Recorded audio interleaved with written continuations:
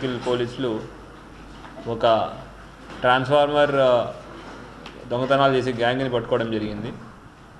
ఇవాళ పట్టుకున్న నిందితుల వివరాలు ఏంటంటే అఫ్జల్ ఖాన్, తర్వాత అర్బాజ్ ఖాన్, సిద్దిక్ ఖాన్, మొహమ్మద్ అఫ్సర్, మహబూబ్ ఖాన్, గోర్కే బాలాజీ, షేక్ ఆరిఫ్, మొహమ్మద్ రాజా అనే అక్యూజ్ని పట్టుకోవడం జరిగింది. దీంట్లో అఫ్జల్ ఖాన్ అనే అతను నాందేడ్ వాస్తవ్యుడు, కానీ మన నిజామాబాద్ ఆటోనగర్లో ఉంటాడు. అట్లనే అర్బాజ్ డైన్సా వాస్తవ్యుడు, మన ధర్మపురి హిల్స్లో ఉంటాడు. సిద్దిక్ ఖాన్ రేంజల్ బేస్ వాస్తవ్యులు.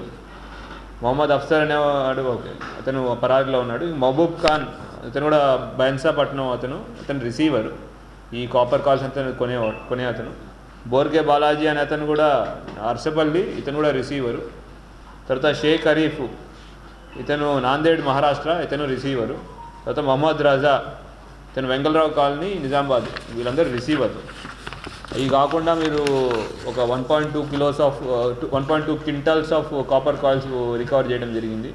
తర్వాత 2,75,000 నగదును రికవర్ చేయడం జరిగింది. 2 2-వీలర్ వెహికల్లు, ఒక ఆటో ఏదైతే దొంగతనం చేయడానికి ఉపయోగించారో ఆటోని, తర్వాత దొంగతనానికి వాడిన పనిముట్లు కూడా రికవర్ చేయడం జరిగింది. వీళ్ళు ఒక 34 కేసుల్లో ట్రాన్స్ఫార్మర్ థెఫ్ట్లో ఇన్వాల్వ్ అయి ఉన్నారు.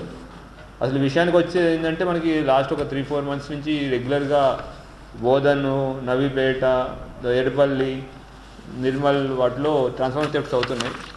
వీటి గురించి కంటిన్యూస్ నిఘా పెట్టడం ద్వారా మనం ఈ గ్యాంగ్ పట్టుకోవడం జరిగింది. పట్టుకున్న తర్వాత వీళ్ళు వివరాల్లోకి వెళ్తే తెలిసింది ఏంటంటే ఈ అఫ్జల్ ఖాను, అర్బాజ్ ఖాను, సిద్దిక్ ఖాను, మొహమ్మద్ అఫ్సర్ వీళ్ళందరూ ఇంతకుముందు ఆవుల దొంగతనము, ఆటోమొబైల్ దొంగతనము, బైకుల దొంగతనం చేసేవాళ్ళు. అయితే అరెస్ట్ అయ్యి జైలుకి వెళ్ళిన తర్వాత అక్కడ జైల్లో ఈ అన్సర్ అలియాస్ హుస్సేన్ ఖాన్, తర్వాత షేక్ తాహిర్ అనే వాళ్ళతో పరిచయం ఏర్పడింది. వీళ్ళు పాత ట్రాన్స్ఫార్మర్ దొంగలు. వీళ్ళు 2024లో దాదాపు ఒక 25 ట్రాన్స్ఫార్మర్ దొంగతనం చేసిన వాళ్ళు ఉన్నారు.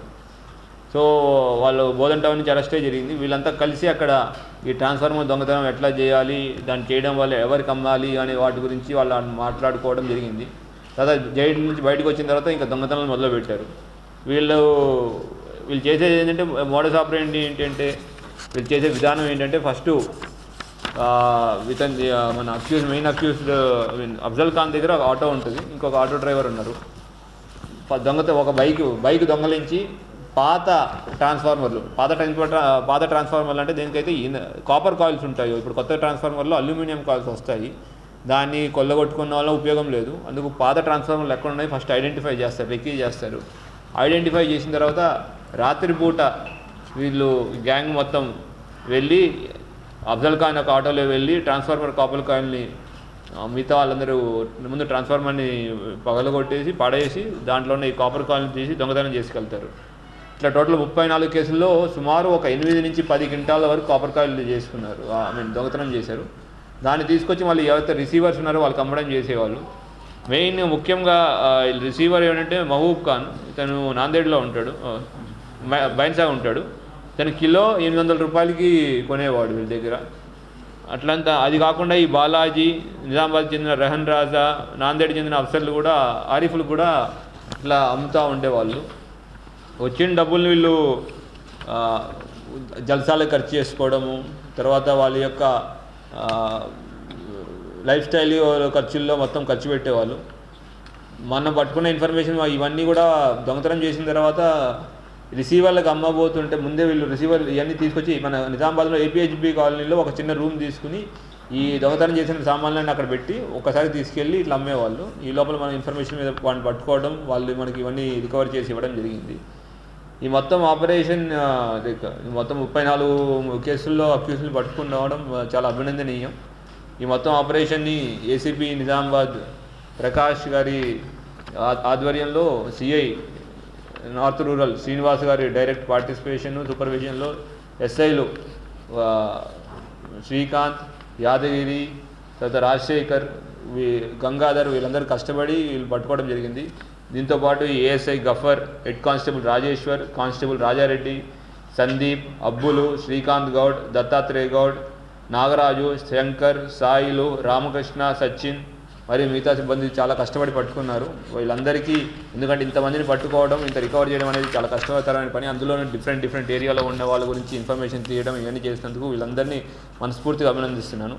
అట్లానే మీడియా మిత్రుల ద్వారా అందరికీ తెలియజేయడం ఏంటంటే, మీ ఏరియాలో ఎవరైనా అనుమానాస్పదంగా ఆటోలో కానీ ఎవరైనా కొత్తగా తిరుగుతున్నా కానీ సంబంధం లేకుండా తిరుగుతుంటే కూడా మాకు ఇన్ఫర్మేషన్ ఇవ్వాలని కోరుకుంటున్నాం. ఇది ట్రాన్స్ఫార్మర్లు గవర్నమెంట్ సామాన్లు, గవర్నమెంట్ యొక్క ప్రాపర్టీ.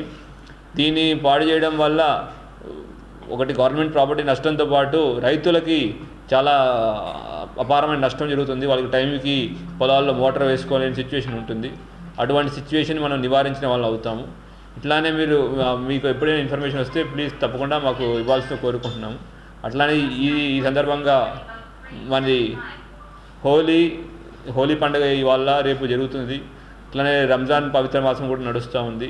అందరికీ మీడియా మిత్రుల ద్వారా అందరికీ విజ్ఞప్తి, అందరూ మీ ఏరియాల్లో అన్ని పండుగలు చాలా సంతోషంగా జరుపుకోవాలని కోరుకుంటూ, అట్లానే పక్కన వారికి ఎటువంటి ఇబ్బందులు కాకుండా, ఎటువంటి రెచ్చగొట్టకుండా మీ ఏరియాలో సంతోషంగా హోలీ జరుపుకోవాలని కోరుకుంటున్నాను. Thank you. జై హింద్.